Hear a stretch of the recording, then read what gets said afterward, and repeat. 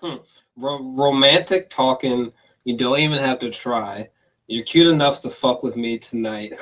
I feel like that's a really good, a pretty good basic gestalt. To steal a phrase from Alex Jones. Pretty good basic gestalt of this track right here. Pretty much wraps up everything pretty neatly. It's a pretty catchy tune. Like it's not something like I'm in love with, but like there's no doubt that something there's something exceptionally fucking catchy about this hilarious goddamn track, dog. What did he say about the child? I want that jet lag from fucking. I want that jet. I never noticed he said that. Or wait, hold on. Hold on a second. I want to feel your ass in Hawaii. I want that jet lag from fucking and flying. Shoot a child in your mouth while I'm riding.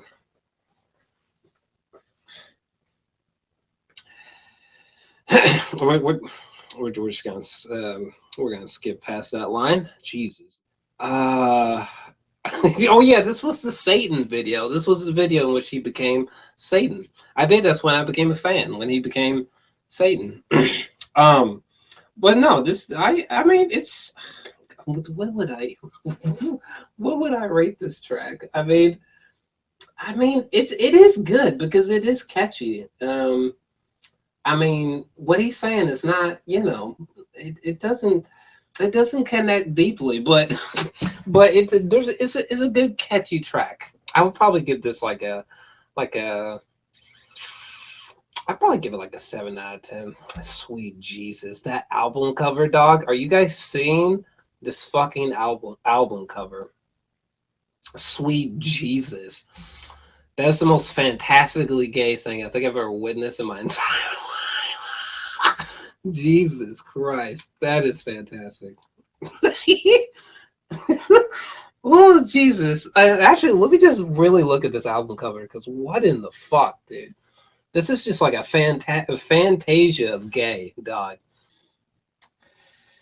So, first off, like, I really like the opening to this track with the I think it's like rain or it's like a thunderstorm and like the track closes out with rain as well.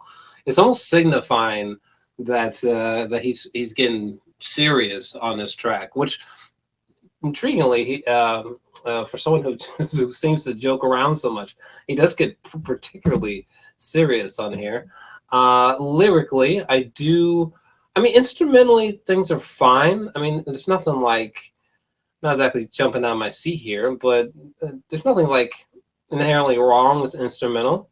It's quite nice. Double check some there. Yeah, there's these like really slow, thunderous bass hits that really add to the brooding, dark nature of this track, which is quite nice. It's intriguing hearing him talk about his mother. I think she had like some kind of drug use, or him talking about he would have literally he would have died trying to make it to where he was at if necessary, you know.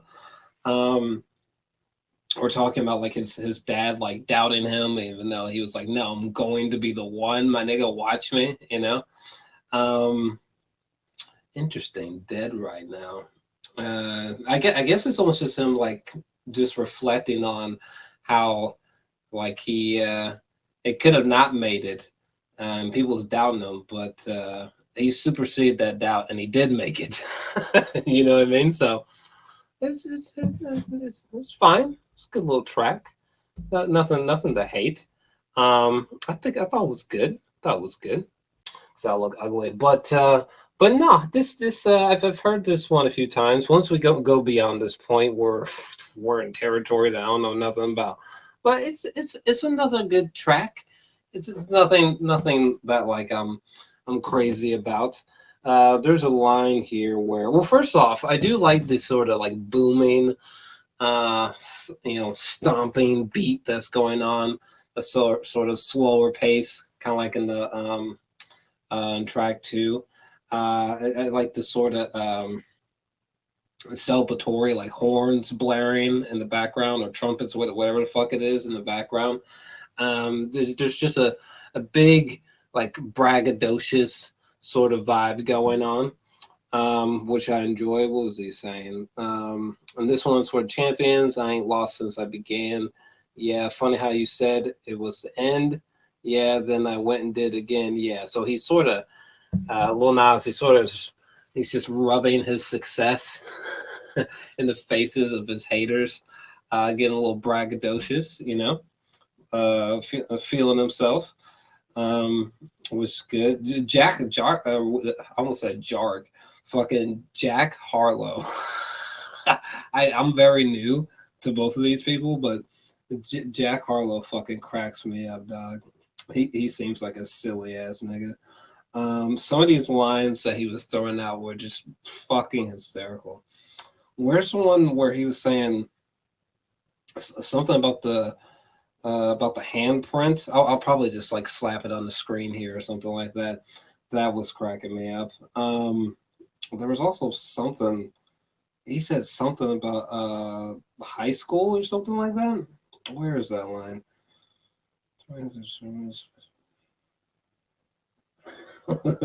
Oh, I didn't. Oh yeah, I didn't. I didn't peak in high school. I'm still out here getting cuter. get out of here, dog. But yeah, it was fine. You know, it was a nice little track. So that was track number 4. That's what I want. Literally, this track. Like I was envisioning like it's nighttime and Lil Nas is like in like some silk pajamas, and he's like. And actually, I'm about to just fucking shoot him. Like he's fucking on his bed like this, dog. He's like on his bed like doing this in silk pajamas. Sort of picture him sort of like laying like that, feet crossed, and he's like texting or something like that, and he literally was just feeling lonely, you know, and he kind of just wanted to. It's like he's climbing towards the top. He's feeling lonely. He's feeling romantic. And he's just trying to. He's thinking about running into that next someone, and like he just wanted to convey that feeling on a track, so that when other people hear it and they're in a similar mood, they can sort of, you know, magnetize to what he's saying. You know, really connect to what he's emotionally saying. That's what it appears. That's what it appears like what he's going for with that track. There was one moment I want to highlight here lyrically. I want someone to love me. I need someone who needs me because it don't feel right when it's late at night and it's just me in my dreams.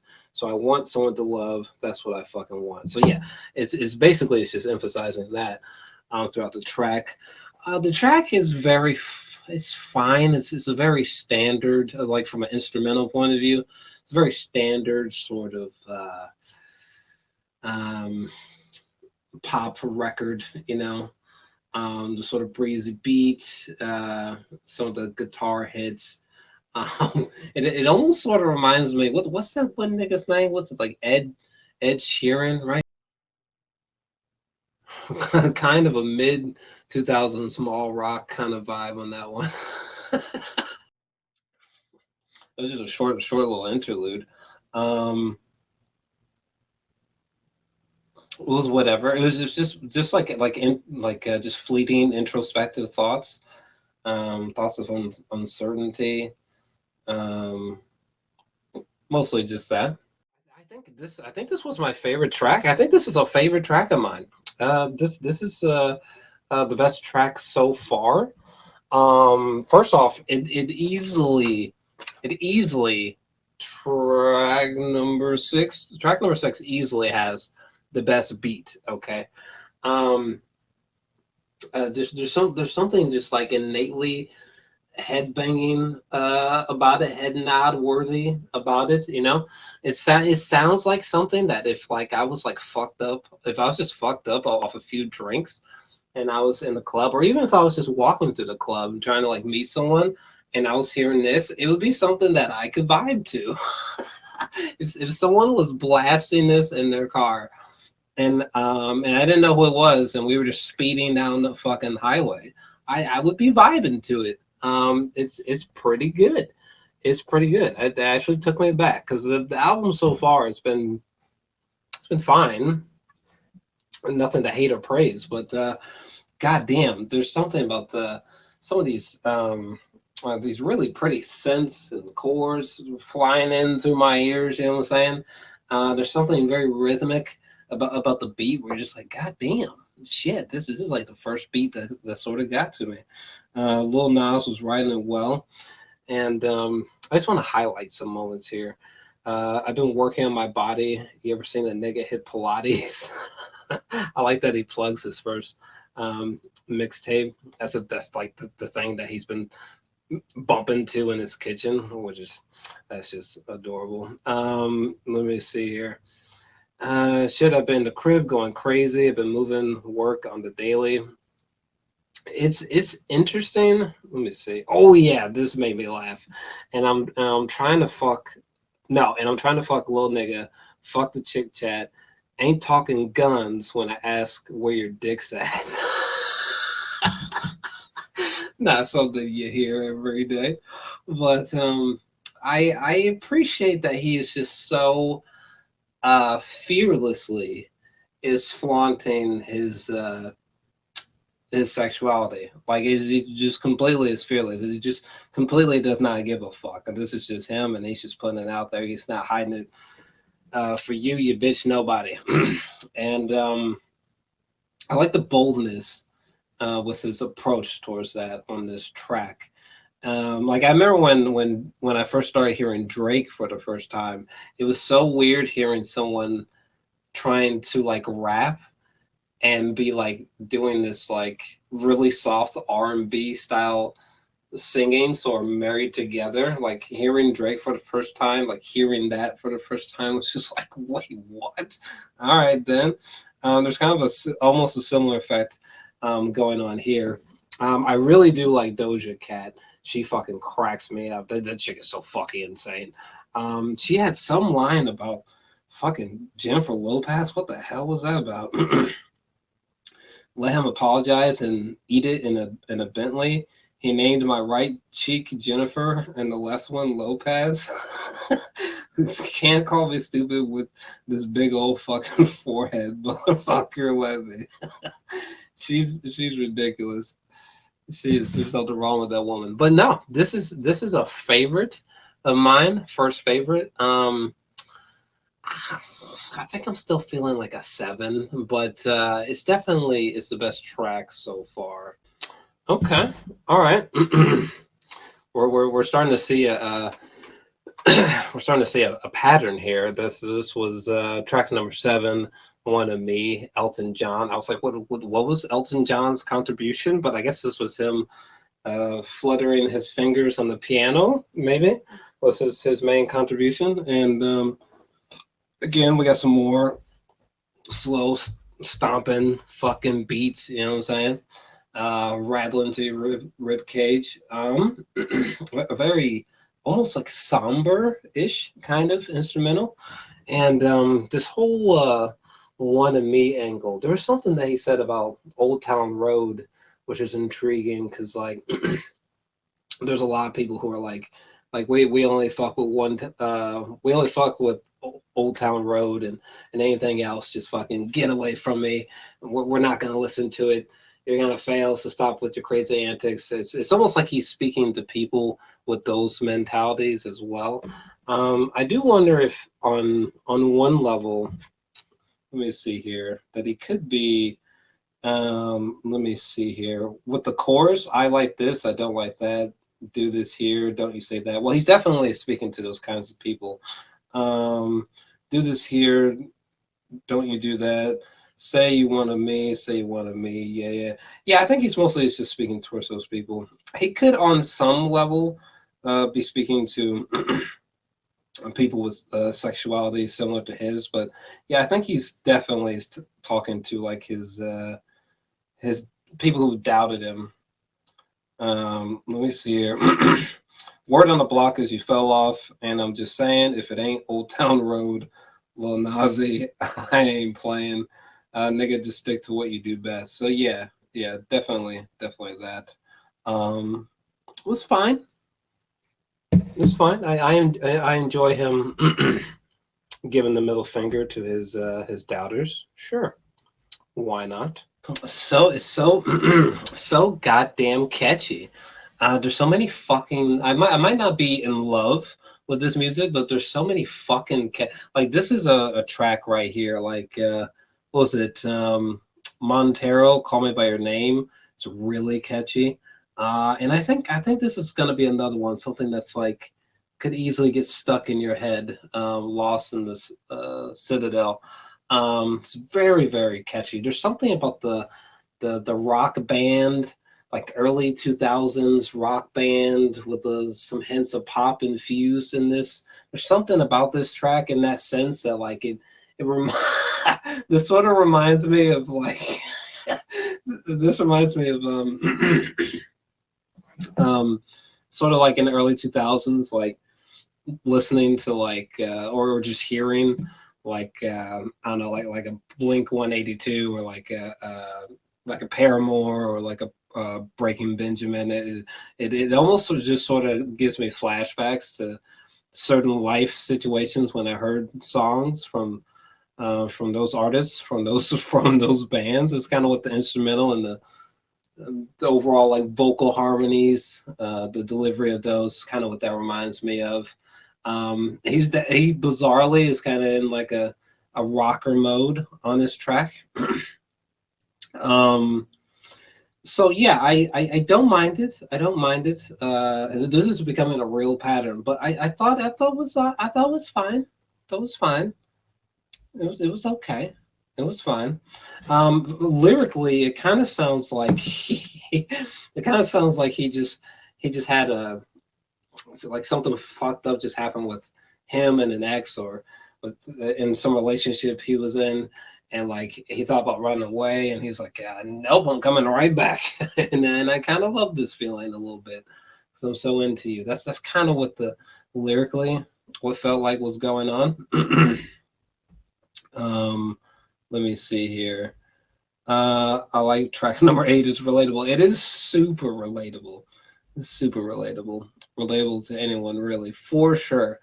Like it almost sounds dead ass like Lil Nas had a fight with someone that he was into sexually or romantically, and he got pissed off, and then he just came right back and was like, "Oh my God, I love us. I love you." That's kind of what that reminded me of. Okay, so this was what was it? Track number 9, Dollar Sign Slime, featuring Megan Thee Stallion. This is another beat that I thought was great. Um, sweet Jesus, do you play this? I love that, and then with the beat just boom, boom. I mean, you fucking let me tell you something. In a car, in a club, in the house, you play this beat, it's gonna feel nice. It's gonna hit well. That was a nice little fiery beat right there. Lil Nas was throwing out some bars that just had me dying. Let me see here. Walk in the bank and say "fuck it, let's clear it out." I love the delivery of that line. That's pretty. That's pretty fantastic. I also like. I also like the. Let me see here. Thought I wouldn't pop, but I popped. I popped on you niggas. Now I'm with the hits like I'm Babe Ruth. I mean, there's no denying that. Like, as much as people hate Lil Nas, Lil Nas X, as much as people hate him, there's no denying that this nigga is like. He really is sort of like his batting 1,000. Like he is just ground swelling with popularity. He's almost just like like an explosion that you can't contain or something like that. He's totally speaking to those facts. A lot of this album is him talking like directly to his haters and to his doubters, and fair enough. Megan comes in. Megan comes in and does the same old writing the beat well, trying to sound mean, while simultaneously trying to sound really sexy. I really I laughed at the line where she said that she should have her own category in porn. Yeah, that's it, you know. It was fine. It's a decent little track. It was decent. You know what I'm saying? Okay. Tales of Dominica. So first off, the instrumental or what this was track number 10, Tales of Dominica. Another track that was just fine. This is becoming repetitious. It was fine. I do like the use of, like, you know, the double bass, the strings from the violin. I'm digging the guitar action. Loving the clap sounding sort of beat going on. Yeah, the instrumental's fine. Nothing wild, but it was good. Lyrically, it's intriguing though, because it almost sounds like he's speaking to, like, really dark inner thoughts, like mostly like anxieties. The fear of failure. That crept into his mind. I've been living in my lowest, it's safe to say, hope. My little bit of hope don't fade away. Oh, I didn't fuck it up. But yeah. Speaking to those times when you were, desperate or broke, or things were going so wrong that you just, like, he literally had some lyric in there about the plastic bed that he was sleeping on. He's ended up on the floor now, and that's just not working. It's not working anymore. He's speaking to those desperate times in your life, like when you've been really broke, really anxiety ridden, been real worried about what tomorrow's gonna bring. You're not even sure how tomorrow's gonna arrive with you doing well. He's kind of speaking to those kind of thoughts. So I fuck with it. It's fine. God damn. You know what? I'm gonna be flat out honest with you. This is track number 11. Sun Goes Down. I think this is the first and only track. So yeah, this is the first and only track so far that I'm kind of stuck between a 7 or an 8 out of 10. There's some really beautiful chords, really beautiful strings on here. I'm loving the simplistic sort of a beat and those crispy, like fucking snare hits, real nice. They really complement the surprisingly thought-provoking lyrics going on here. It was really interesting. It was really interesting hearing him be so vulnerable on the track here. Really being transparent here, like admitting that he must have been, maybe still is a massive fan of Nicki Minaj, like when he was younger, feeling conflicted about, like, his big lips or his dark skin in front of other people. Like, is he acceptable? Is he some kind of, like, monster, or is he something different, too different? Is he something that people might not want? There's something in the chorus that I wanted to highlight where he says, I want to run away, don't want to lie, I don't want a life, send me a gun and I'll see the sun. I'd rather run away, don't want to lie, I don't want a life. There's these are like conflicting ideals going on there, but he's speaking to what it's like to feel self-conflicted all over this track. There was something that he said that I was just like, holy shit. What was it? There was something that he said that got to me. Oh, was I too dark? Can they sense my fears? These gay thoughts would always haunt me.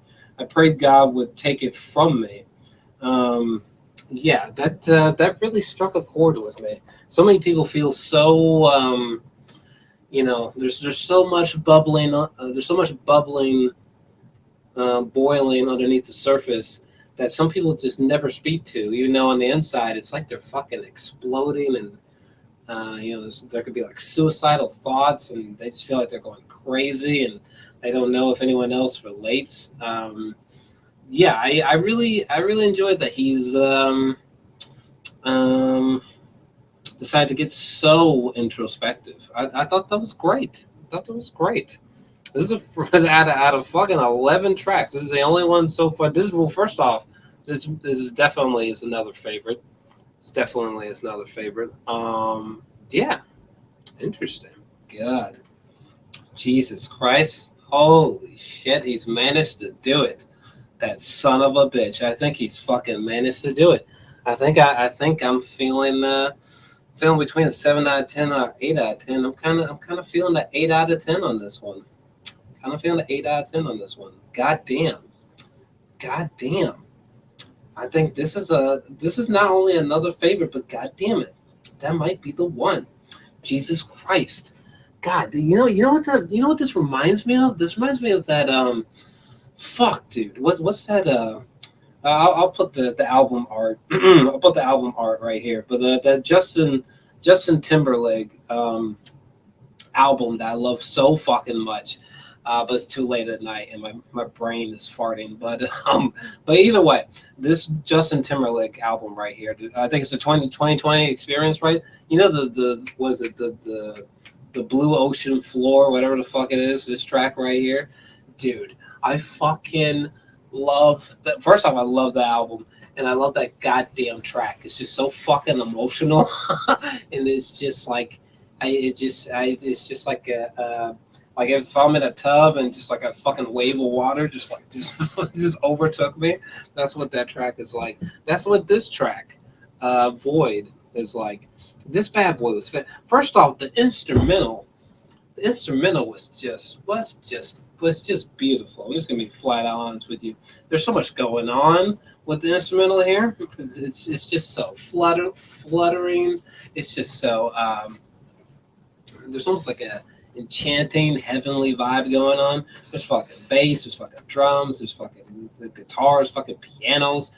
There's some really sweet strings going on all over this track. It's a busy track instrumentally speaking. Holy shit. There's some really good solid vocal harmonies from Lil Nas X, and he just sounds so fucking empathetic here. You know what I mean? Like if someone else was listening to this and they were just like, well, fuck it, I fucking hate him. I'd be like, whoa, really? Like I feel like he was really showing his heart on this one. Let me see here. It's almost as if like he was just thinking of a bunch of sad thoughts, and he was trying not to think about them, and then he just like gave in. It's like, no, fuck it. I'm looking these sad thoughts in the eyes. Fuck it. For example, man, oh man. See, I'm getting tired of the way I've been living. I'd rather die than to live with these feelings, stuck in this world where it's so much to prove. Trapped in the loner life, looking for love where I'm denied. Yeah, he's really speaking to sort of like sad, depressive thoughts, sort of looking them straight in the eyes, you know, confidently talking to them. And I would imagine he's hoping that other people who are feeling the same way, you know, they feel kind of consoled while listening to this when they're having sad thoughts plaguing them. I thought this was great. Holy shit. Track number 13, Don't Want It. This only makes me laugh because it's like in the last track and some other ones, it's like he was feeling sad. He was feeling down, and then it's almost like when he got to this track. He was like, "No, snap out of it, nigga. let's turn up. Let's put out a banger." This was a little banger. Not crazy about it. You know, I'd probably give it like a 7 out of 10 or something less, maybe like a 7. It was fine. There was one moment that kind of perfectly this is a good summary or consensus of what this whole track sort of represents when he goes, I wanted fame and I wanted riches, wanted happiness, wanted forgiveness. Started focusing on all these wishes. Crazy how this shit come to fruition. And speaking to like the dark side of his past, but that's mainly what he's talking about lyrically all over this thing. There was one moment where like literal real life audio comes in from someone announcing some big Billboard achievement that he had with "Call Me by Your Name." I also like the moment where he says something about the fact that he's not gonna let Satan in, I believe, right? Tell the devil I can't have him inside. Yeah, I really like that line because there's some people that are just, because of that one music video, they're just dead set on the fact that like he's a Satanist and that he loves Satan. I feel like this is one of the few moments on the album where he's just kind of like, listen, I'm not actually a Satanist. Like, relax. Okay. All right. We have ourselves another good track. There's something about the really slow down, dark, almost like gothic nature of the instrumental here. Yeah, there's definitely a real like brooding atmosphere going on here. It just sounds like a very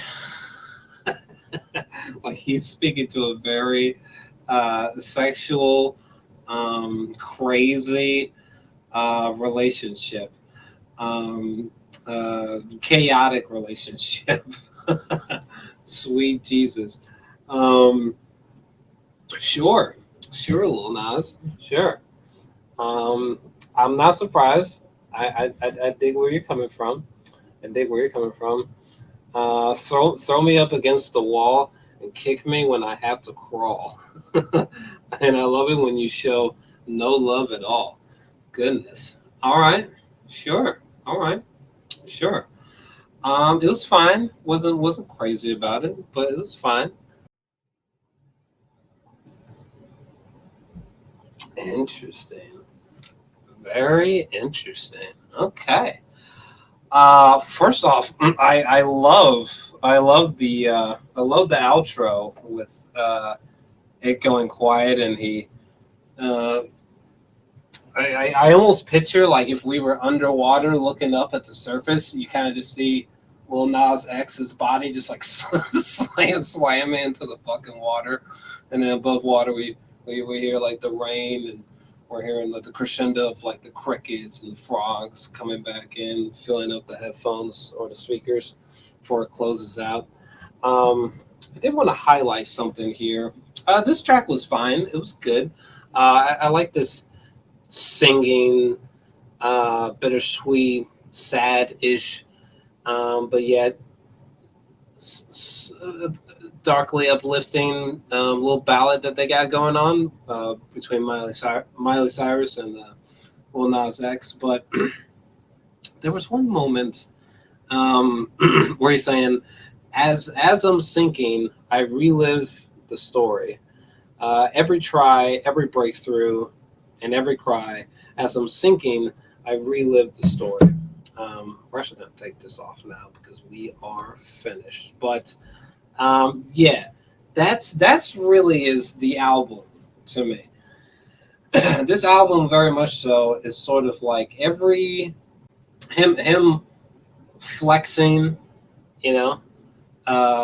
like his wealth and his achievements, him being proud and kind of just taken aback at the position that he's in. Like, I almost feel like where he is at in life, this is something that he's been envisioning. This is something that he's been chasing after. This is something that he's been obsessing over, and he's finally achieved it. Okay, he's finally reached this this mountain that he's been trying to climb, career-wise, and it's almost like this whole album is about him being on top of this mountain and looking down at when he was younger, and he wasn't really sure about himself.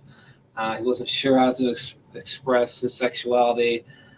He wasn't sure if he was going to make it, but he died trying.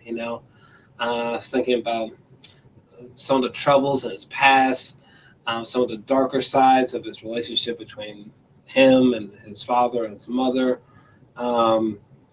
This album is about him celebrating getting to the top, and getting the middle finger to people in the industry that don't agree with ideologies or what he has to say or what he has to think.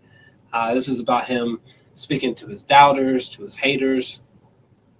And another thing that's intriguing is that this album, it really feels like this is about him trying to speak to his fans and let them know that, like, listen, it's fine to be gay. It's fine to be different. It's fine to carve your own way. Just go forward fearlessly. I feel like pretty much all of that is what this album represents, and it's good. It's a good, solid album. Like, for me, I am feeling a